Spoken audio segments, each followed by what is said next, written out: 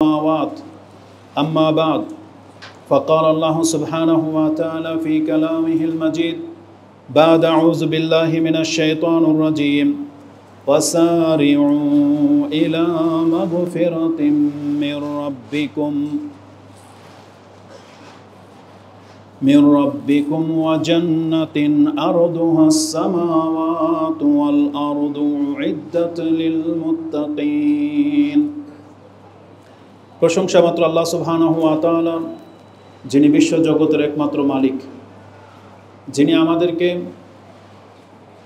সুস্থ রেখেছেন এবং তার অনুগ্রহে এই রমজান মাসে আমাদেরকে পৌঁছে দিয়েছেন। তাই আমরা তার প্রশংসা করি, আমরা বলি আলহামদুলিল্লাহ। সালাতু ওয়াস সালাম প্রিয় নবী মুহাম্মদুর রাসূলুল্লাহ সাল্লাল্লাহু আলাইহি ওয়াসাল্লামের প্রতি, যার মাধ্যমে আমরা এই কল্যাণকর দিন পেয়েছি, যিনি আমাদের মাঝে আল্লাহ সুবহানাহু ওয়া তাআলার পক্ষ থেকে রহমত স্বরূপ প্রেরিত হয়েছিলেন। আমরা তার উপরে সালাত এবং সালাম পাঠ করি, আল্লাহুম্মা সাল্লি আলাইহি আল্লাহুম্মা বারিক আলাইহি। আজকে রমজানের প্রথম খুতবা। যদিও এই রমজান আমরা অপেক্ষায় ছিলাম যে রমজান আসতে যাচ্ছে, অনেকে তো এক মাস আগে থেকেই তারিখ জানিয়ে দেয় যে আর এতদিন বাকি, লাইক কমেন্ট শেয়ার চায়, কিন্তু দেখতে দেখতে সে রমজানে আমরা পৌঁছে গেছি।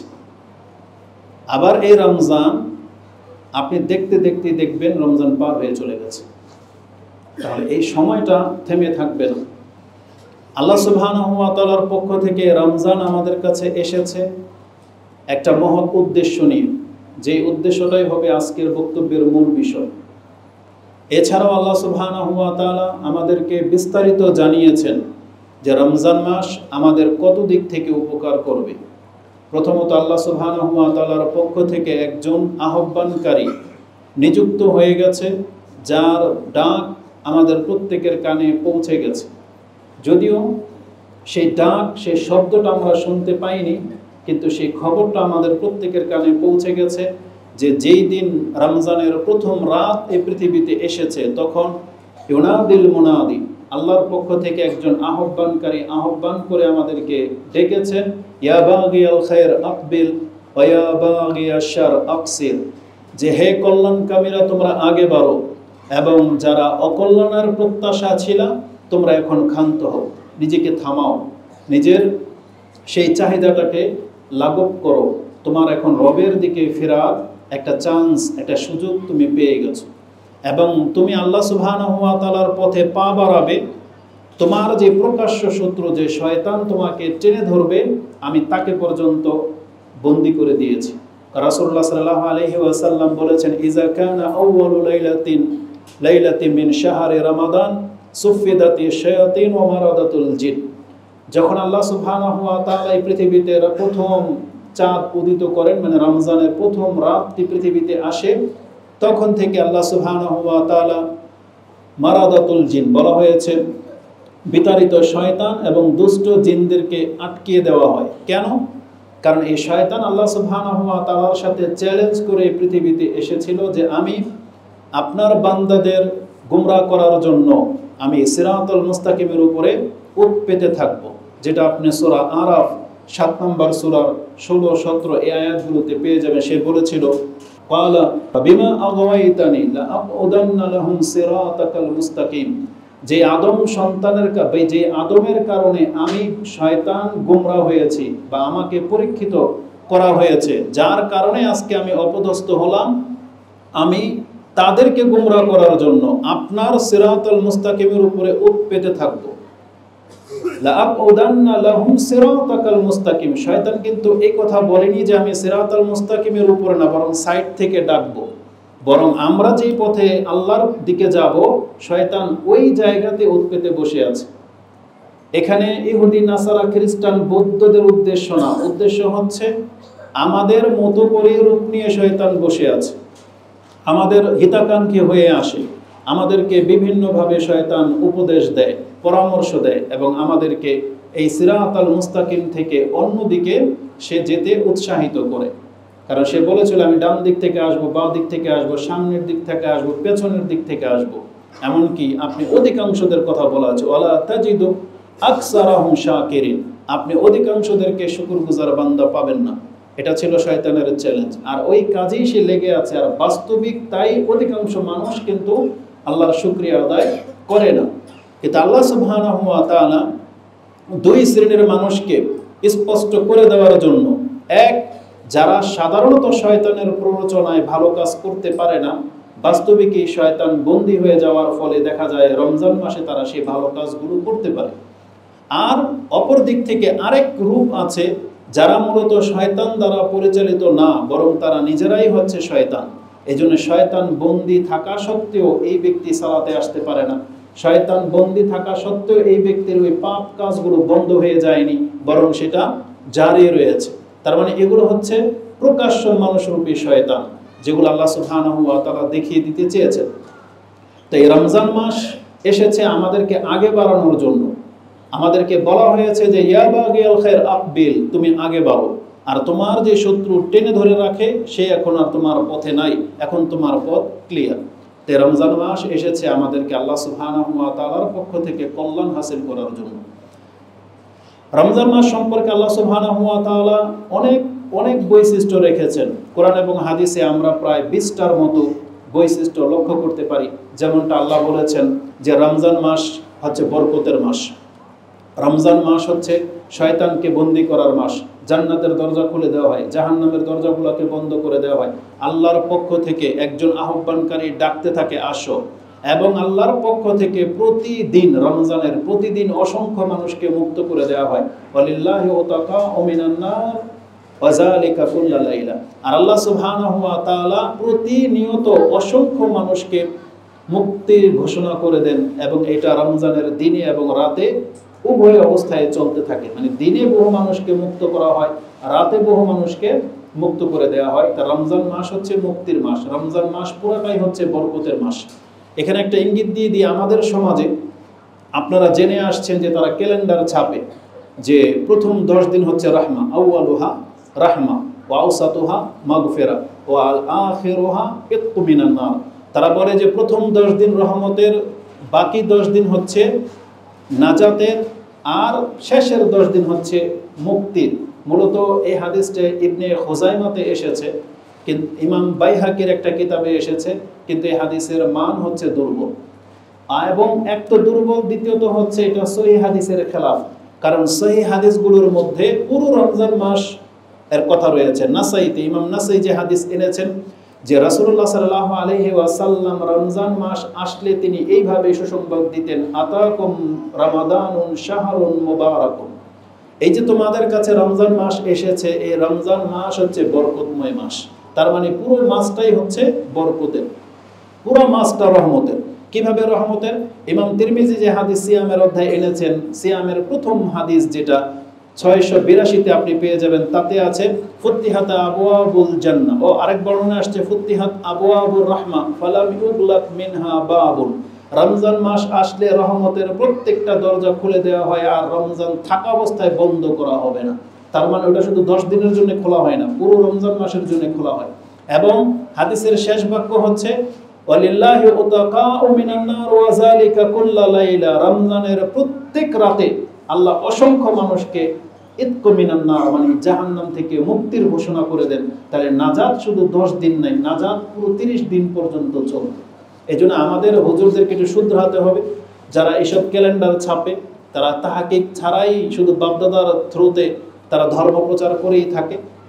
এই জন্য এদেরকে একটু এই বিষয়গুলো গভীরভাবে ভেবে দেখতে হবে। রমজান পুরোটাই হচ্ছে বরকতের, রমজান পুরোটাই হচ্ছে নাজাতের। আমাদেরকে সেই চিন্তা ভাবনা নিয়ে বা সেই দৃষ্টিভঙ্গি নিয়ে আমাদেরকে রমজান কাটাতে হবে। তো এইভাবে রমজানের বলেছিলাম প্রায় 15 থেকে 20টি বৈশিষ্ট্যের কথা কোরআন হাদিসে পাওয়া যায়। কিন্তু আল্লাহ সুবহানাহু ওয়া তাআলা সবথেকে গুরুত্বপূর্ণ বা একটা কথা শুধু কোরআনে বলেছেন, এটাই হবে আজকের খুতবার মূল বিষয়। তা আজকের খুতবায় আমি 3টা দিক তুলে ধরার চেষ্টা করব। এক, সিয়াম পালনের উদ্দেশ্য কি, কেন আমাদের সিয়াম পালন করতে হবে, আল্লাহ কি বলেছেন আমাদেরকে, কি চেয়েছেন আমাদের কাছ থেকে, আল্লাহর ডিমান্ড কি ছিল, এটা হবে বক্তব্যের একটা দিক। দ্বিতীয় দিক হচ্ছে সিয়াম আপনার কখন লাভজনক হবে, মানে আপনি সিয়াম দ্বারা কখন উপকৃত হতে পারবেন, এর জন্য আপনার কিছু করণীয় রয়েছে। এবং তৃতীয় দিক হচ্ছে সিয়ামকে হেফাজত করা। সিয়ামের হেফাজত বলে কিছু জিনিস আছে, এটা আমাদেরকে জানতে হবে যে কিভাবে আপনি সিয়ামকে হেফাজত করতে পারবো। এবার আসুন খুব দ্রুত আমি সংক্ষিপ্ততার সাথে মূল বিষয়টা আপনার কাছে তুলে ধরি যে সিয়ামের মূল উদ্দেশ্য কি ছিল। কোরআনে আল্লাহ সুবহানাহু ওয়া তাআলা মাত্র একটা কথা বলেছেন। কোরআন আল্লাহ সুবহানাহু ওয়া তাআলা বলেছেন, ইয়া আইয়ুহাল্লাযীনা আমানু কুতিবা আলাইকুমুস সিয়াম কামা কুতিবা আলাল্লাযীনা মিন ক্বাবলিকুম লাআল্লাকুম তাত্তাকুন। আল্লাহ বলেছেন যে আমি তোমাদের উপরে সিয়ামকে বিধিবদ্ধ করে দিয়েছি যেমন তোমাদের পূর্বের জাতির উপরে বিধিবদ্ধ ছিল। কেন? লাআল্লাকুম তাত্তাকুন, যাতে করে তুমি মুত্তাকি হতে পারো। আমি জানি এই আয়াত বহুবার শুনেছেন, এটা সূরা বাকারার 183 নম্বর আয়াত। আজকে ভিন্ন একটা দিক নিয়ে আমি আপনার কাছে এই আয়াতটাকে পেশ করতে চাচ্ছি। সেটা হচ্ছে এই, প্রথম কথা হলো কোরআনে আল্লাহ সুবহানাহু ওয়া তাআলা সবচেয়ে দামি বা মূল্য মানে বেশি শ্রেষ্ঠ, বা আল্লাহ যেটা বলেন এটাই সব থেকে শ্রেষ্ঠ, ওই কথাগুলোই কোরআনে আল্লাহ নিজে ব্যক্ত করে থাকেন। রমজান মাসের 20টা বৈশিষ্ট্য ধরে নেন রয়েছে, কিন্তু আল্লাহ কেবল একটা বলেছেন। সেটা কি? আল্লাহ সুবহানাহু ওয়া তাআলা বলেছেন যে শাহরু রমাদান আল্লাযী উনজিলা ফীহিল কুরআন। রমজান মাসের বৈশিষ্ট্যের মধ্যে একটাই বৈশিষ্ট্য আল্লাহ উল্লেখ করেছেন, যেটা হচ্ছে কোরআন নাজিল হওয়ার মাস। তেমনি সিয়াম রাখার অনেক মর্যাদা।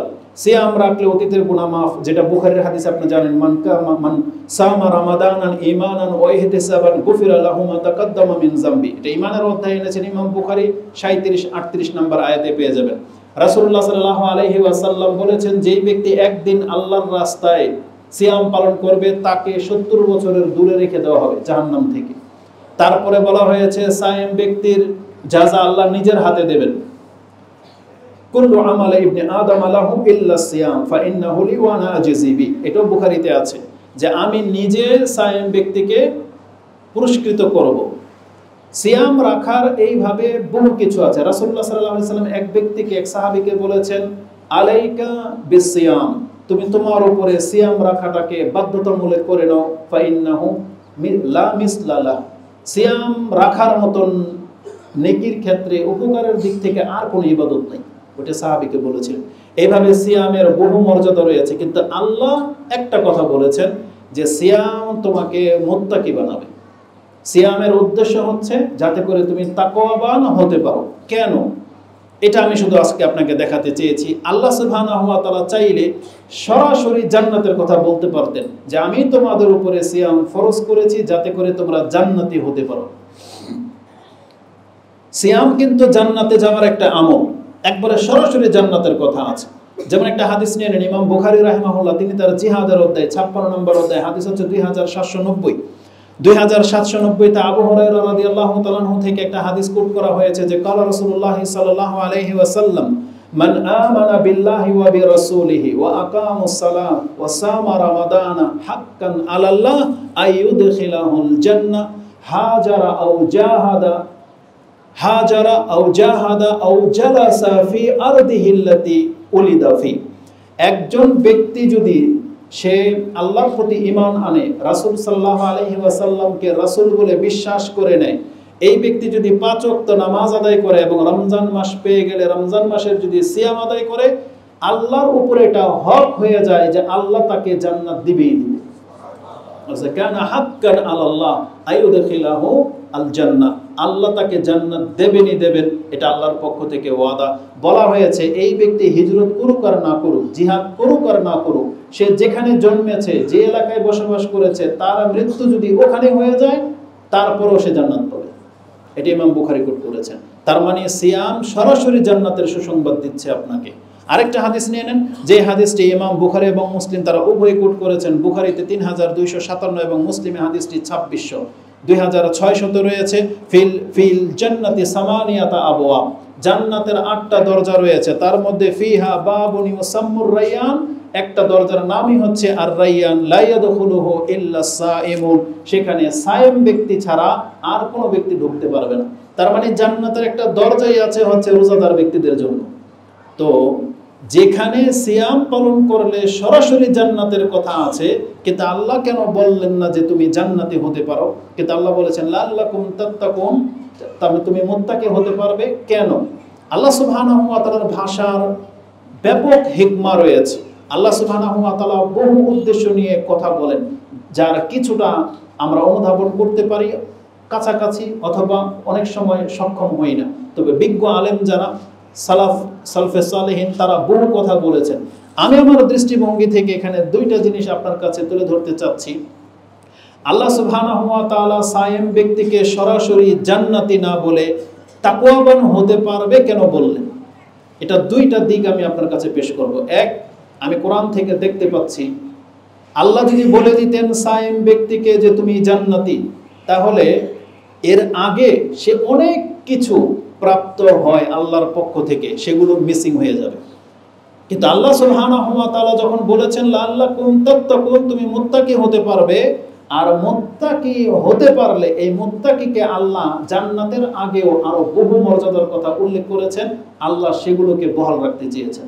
তার মানে আপনার জান্নাতটাই মূল না, জান্নাত তো আপনি পাবেনই পাবেন মুত্তাকি হতে পারলে, কিন্তু তার আগে, ওই জান্নাতে যাওয়ার আগে একজন মুত্তাকিকে আল্লাহ কতটা সম্মানিত করেছেন, এটা দুই একটা দিক আমি আপনাকে দেখাই।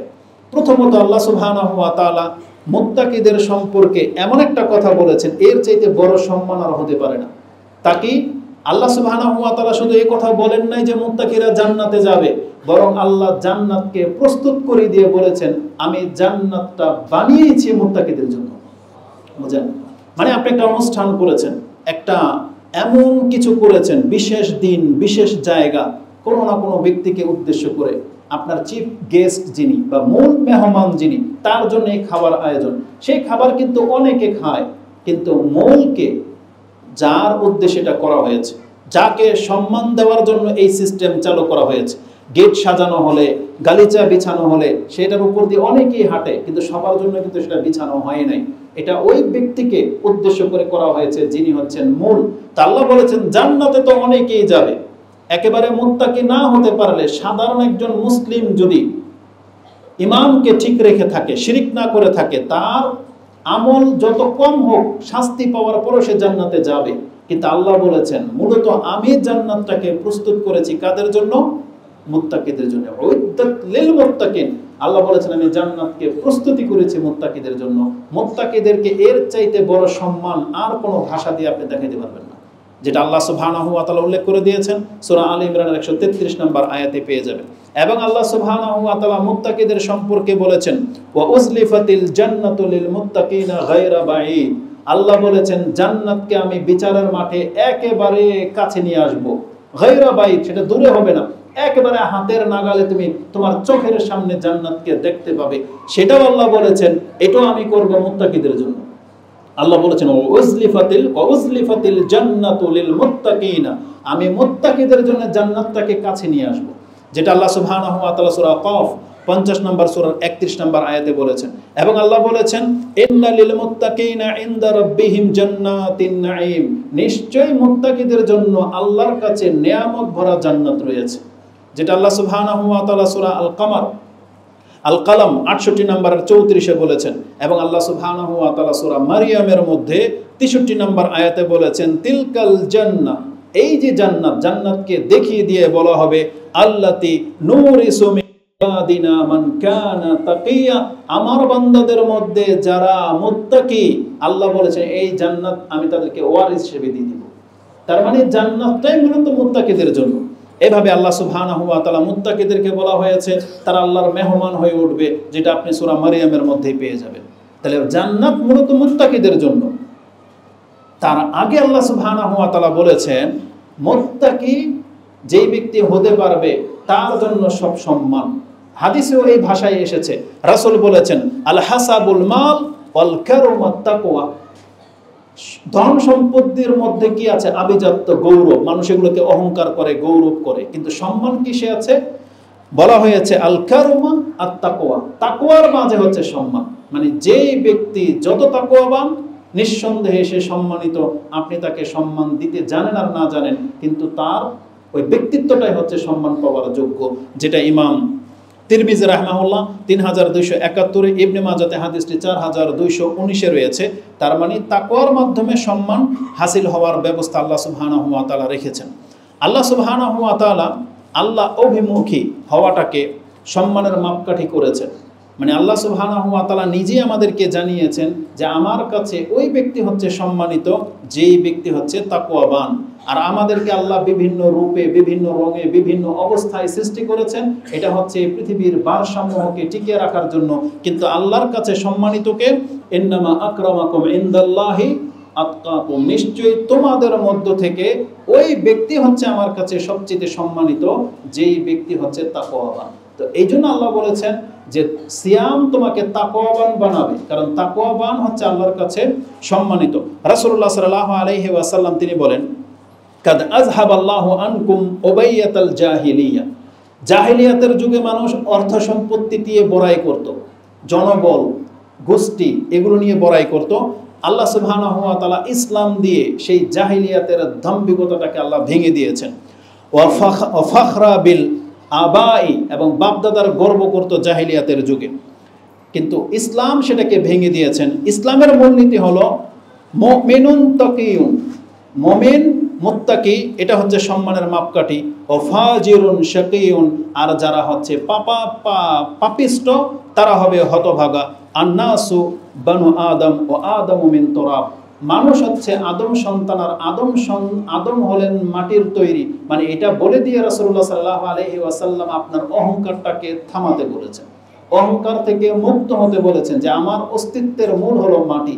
এজন্য আমি যত বড় কিছু হয়ে যাই না কেন আমাকে মাটিতে আবার ফেরত যেতে হবে। এটা বলে রাসূলুল্লাহ সাল্লাল্লাহু আলাইহি সাল্লাম আমাদের অহংকারটাকে কমাতে বলেছেন, যে টাকা পয়সার, জনবল এগুলো গর্বের বিষয় না, মূল গর্বের বিষয় হচ্ছে তাকওয়াবান হওয়া। যেমনটা আল্লাহ সুবহানাহু ওয়া তাআলা উল্লেখ করে দিয়েছেন যে ইন্না আকরামাকুম ইনদাল্লাহি আতকাকুম।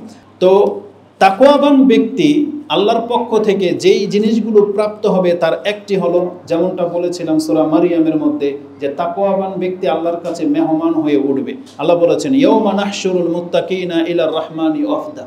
আল্লাহ বলেছেন কিয়ামতের মাঠে আমি মুত্তাকিদেরকে আমার মেহমান করে হাশরের মাঠে উঠাবো, যেটা আপনি সূরা মারিয়ামের 85 নম্বর আয়াতে পেয়ে যাবেন। আল্লাহ সুবহানাহু ওয়া তাআলা বলেছেন তার পূর্বে দুনিয়াতে তাদের সম্মান কি? আল্লাহ সুবহানাহু ওয়া তাআলা বলেন আমি তাকওয়াবানদের সাথে আছি। ওয়াত্তাকুল্লাহ ওয়ালামু আন্নাল্লাহা মাআল মুত্তাকিন, আমি মুত্তাকিদের সাথে থাকি। এটা আল্লাহ সুবহানাহু ওয়া তাআলা কোরআনের 3টা জায়গায় বলেছেন, তার মধ্যে সূরা আলে ইমরান, সূরা বাকারাতে এবং সূরা তাওবাতে পেয়ে যাবেন। সূরা বাকারাতে 194 নম্বর আয়াত, সূরা তাওবাতে 36 এবং 123 নম্বর আয়াতে পেয়ে যাবেন। আল্লাহ সুবহানাহু ওয়া তাআলা বলেছেন আমি মুত্তাকিদের সাথে আছি, আমি মুত্তাকিদেরকে ভালোবাসি। আল্লাহ সুবহানাহু ওয়া তাআলা বলেন বালা মান আওফা বিআহদিহি ওয়াত্তাকাউ ফাইন্নাল্লাহা ইউহিব্বুল মুত্তাকিন, নিশ্চয়ই যারা প্রতিশ্রুতিকে পুরা করে, এমন আল্লাহকে ভয় করে, আল্লাহ বলেছেন আমি এমন মুত্তাকিদেরকে ভালোবাসি, যেটা সূরা আলে ইমরানের 76 নম্বর আয়াতে পেয়ে যাবেন। এবং মুত্তাকিদের সম্পর্কে অনেক বড় একটা কথা যেটা আল্লাহ সুবহানাহু ওয়া তাআলা বলেছেন ইন্নামা ইয়াতাকাব্বালুল্লাহু মিনাল মুত্তাকিন, আল্লাহ যদি কোনো ইবাদত গ্রহণ করে থাকেন তাহলে প্রথম প্রাধান্য দেন মুত্তাকিদেরটাকে, এবং আল্লাহ বলেছেন আমি মুত্তাকিদের ইবাদতকে গ্রহণ করে থাকি। এই আয়াতের তাফসিরে আবু দারদা রাদিয়াল্লাহু তাআলা আনহুর একটা চমৎকার উক্তি রয়েছে। তিনি বলতেন লিআন আস্তাইকিনা আন্নাল্লাহা কাদ তাকাব্বালা মিন্নি সালাতান ওয়াহিদাতান, আমি যদি একিন হয়ে যেত আমার, মানে অন্তর থেকে যদি আমি দৃঢ় প্রত্যয়ের সাথে যদি এটা জানতে পারতাম যে আল্লাহ আমার কাছ থেকে 2 রাকাত সালাত গ্রহণ করেছেন, তিনি বলতেছেন, আবু দারদা বলতেছেন, যদি আমার এটা একিন হয়ে যাইত যে আমার কোন 2 রাকাত আল্লাহ সুবহানাহু ওয়া তাআলা সালাত আমার গ্রহণ করেছেন, ওয়াহিদাতিন কোনো একটা নামাজ, আহাব্বু ইলাইয়া মিনাদ দুনিয়া ওয়া মা ফিহা, আমার কাছে দুনিয়া এবং দুনিয়াতে যত সম্পত্তি আছে তার চাইতে বেশি পছন্দনীয় হতো ওই কথাটা, যে আল্লাহ যদি আমাকে বলে দিতেন যে তোমার ওই দিনের 2 রাকাত নামাজ কবুল হয়ে গেছে। তিনি বলতেন কেন? কারণ তিনি বলেছেন ইন্নামা ইয়াতাকাব্বালুল্লাহু মিনাল মুত্তাকিন, কারণ আল্লাহ মুত্তাকিটাকে গ্রহণ করে থাকে। এখন আমাদের মধ্যে যাদের ইবাদত আল্লাহ গ্রহণ করে নেয়, তার মানে আপনি সার্টিফিকেট প্রাপ্ত যে আপনি মুত্তাকি, আর আপনি মুত্তাকি হয়ে যাওয়া মানে কি? আল্লাহ বলেছেন তোমার জন্য আমি জান্নাতকে প্রস্তুত করে দিয়েছি। এটা হচ্ছে চেইন, প্রত্যেকটা কথার একটা চেইন থাকে। এই জন্য যেই ব্যক্তি মুত্তাকি হতে পারবে সে তো জান্নাত পাবেনই পাবেন।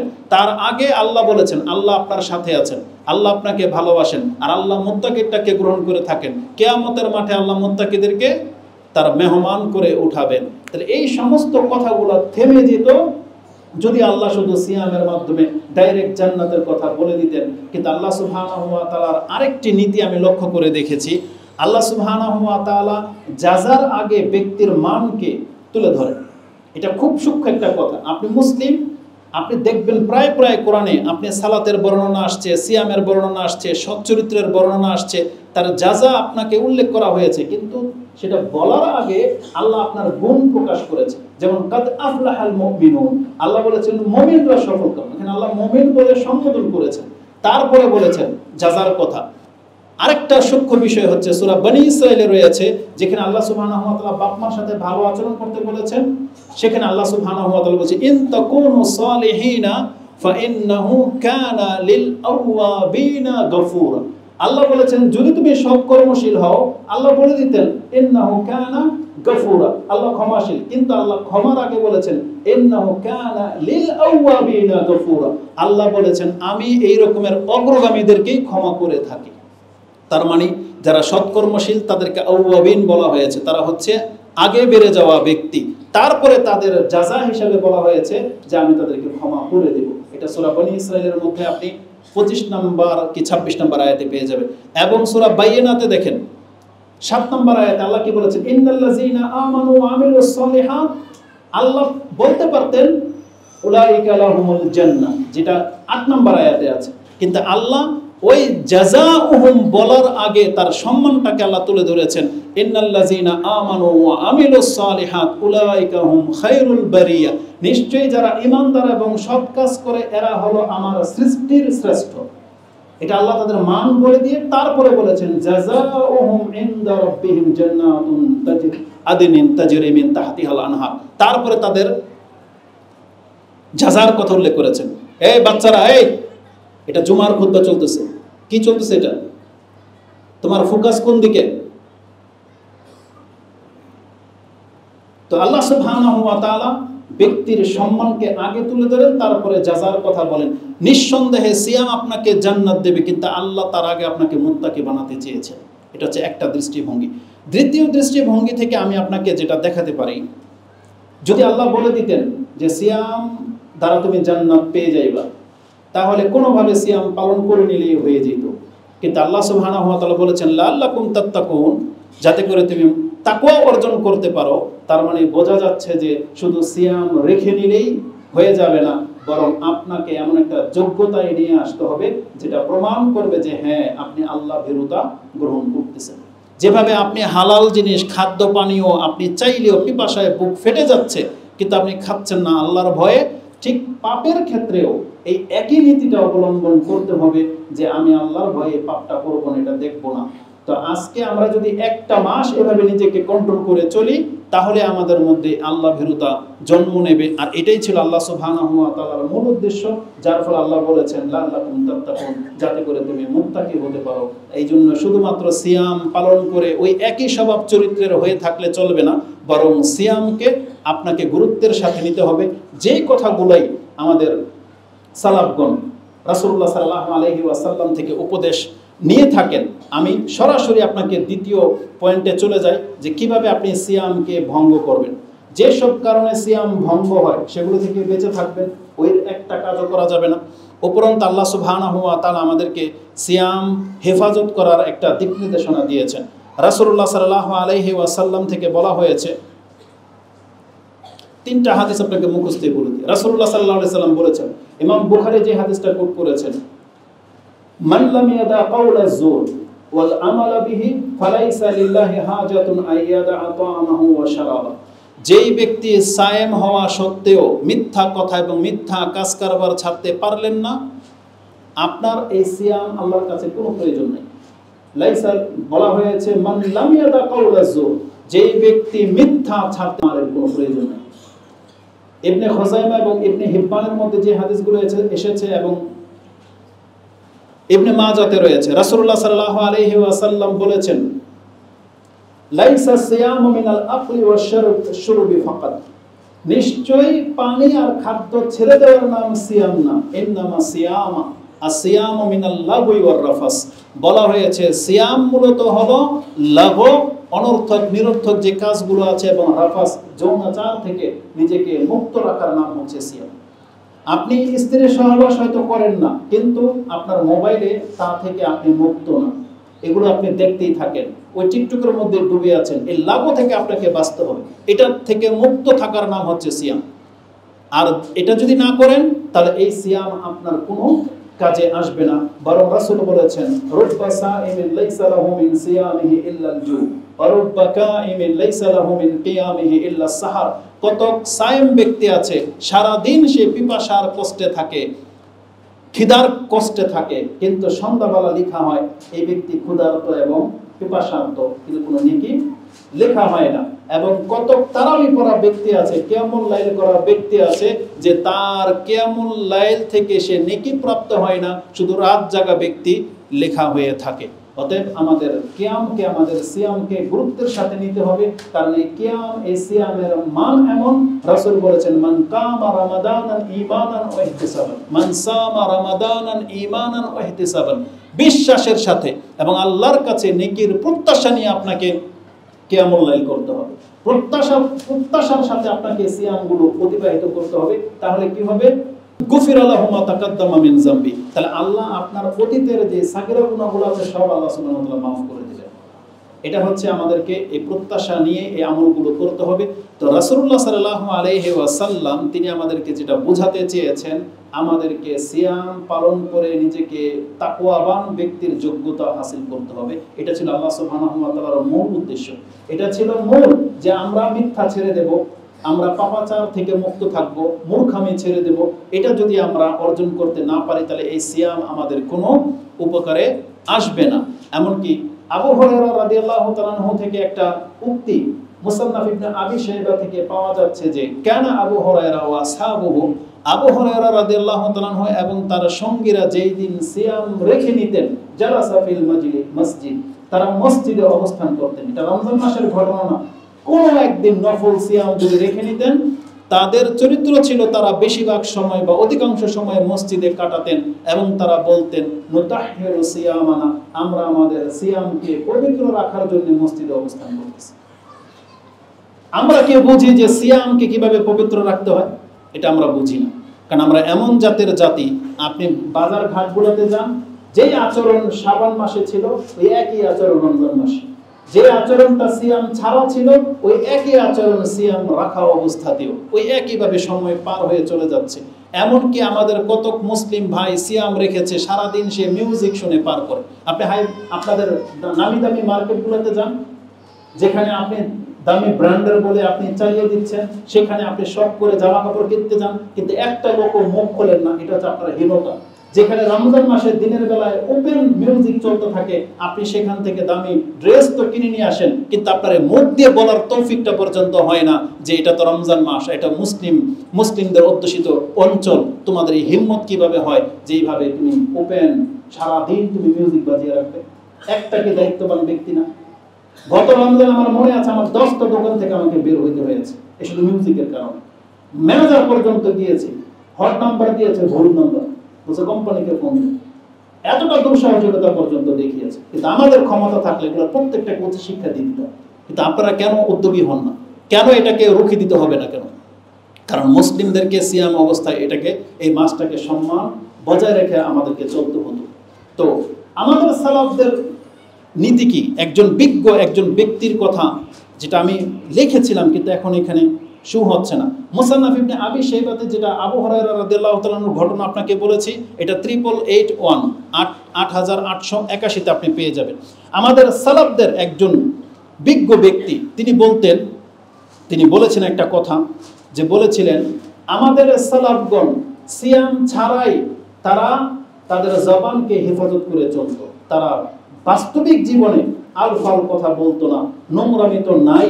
তারা সিয়াম ছাড়াই যদি এই অবস্থায় তাদেরকে দেখা যায় যে তারা কোনো টিটকারি ফাজলামিতে নাই, তারা সব সময় কল্যাণকর কাজে লেগে আছে। কাইফা বিহিম, ইদা সামু, তখন তিনি বলেছিলেন আমাদের চিন্তা করা উচিত যে আমাদের সালাফরা যারা সিয়াম ছাড়াই মিথ্যা বলতো না, যারা সিয়াম ছাড়াই ঠাট্টা মশকারি টিটকারির মধ্যে ছিল না, তো কাইফা বিহিম ইদা সামু, আমাদের এই সালাফগণ যখন সিয়াম রেখে নিতেন তারা তাদের দিনকে কিভাবে পার করতেন, এটা একটু ভেবে দেখার সময় এসেছে। আপনাকে ভেবে দেখতে হবে যে আমাদের সালাফগণ কিভাবে তাদের সিয়ামগুলোকে অতিক্রান্ত করতেন। এজন্য আমাদেরকে শুধু ঢালাওভাবে ওই স্রোতের সাথে সমাজের সাথে মিশে গেলে চলবে না। যেমনি আমরা কোরআন সুন্নাহ শিখতেছি বুঝতেছি, আমাদের চরিত্রটাও কোরআন হাদিস দিয়ে গড়তে হবে। এটাই হচ্ছে আমাদের মান, এটাই হচ্ছে আমাদের শান, আর এটাই হচ্ছে আমাদের দাওয়াত, যে আমাদের আমল আখলাক দিয়ে এই জাতির কাছে ইসলামটাকে তুলে ধরতে হবে। এই ইসলামটা ঘোলাটে হয়ে গেছে, ইসলামটাকে যে যার মতো করে ব্যবহার করতেছে না। এই কোরআন সুন্নাহর এই মজলিসগুলো থেকে, এই মাদ্রাসাগুলো থেকে যে শিক্ষাটা দেওয়া হয়, এই শিক্ষাটা নিয়ে নিজেকে সেই শিক্ষিত করতে হবে এবং সেটা আমলে প্রতিফলন করতে হবে। এটাই দাবি নিয়ে আজকের এই খুতবা। আমি এতটুকুই ক্ষান্ত করে দিচ্ছি যে আমাদেরকে বলা হয়েছে সিয়াম যেন আপনাকে আমাকে তাকওয়াবান ব্যক্তি বানাতে পারে। আল্লাহ তুমি আমাদেরকে কবুল করো। আকুলু লিকাউলি হাযা আস্তাগফিরুল্লাহ লি ওয়া লাকুম ওয়া লিসাইরিল মুসলিমিন ফাস্তাগফিরু ইন্নাহু হুয়াল গফুরুর রাহিম।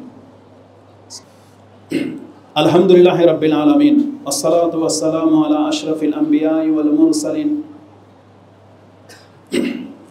নবীনা মুহাম্মাদিন ওয়া আলা আলিহি ওয়া সাহবিহি আজমাইন ওয়া বাদ। কিছু আদব আছে সিয়াম থাকা অবস্থায়। আপনি সেহরি খাবেন একেবারে শেষ দিকে, কারণ যত দেরিতে আপনি সেহরি খাবেন তাতে কল্যাণ রয়েছে। মানে সেহরি খেতে খেতে পানি খাওয়া শেষ আর আজানের শব্দ কানে চলে আসলো, এই পর্যায়ে আপনাকে সেহরি খেতে হবে, কারণ এতে কল্যাণ।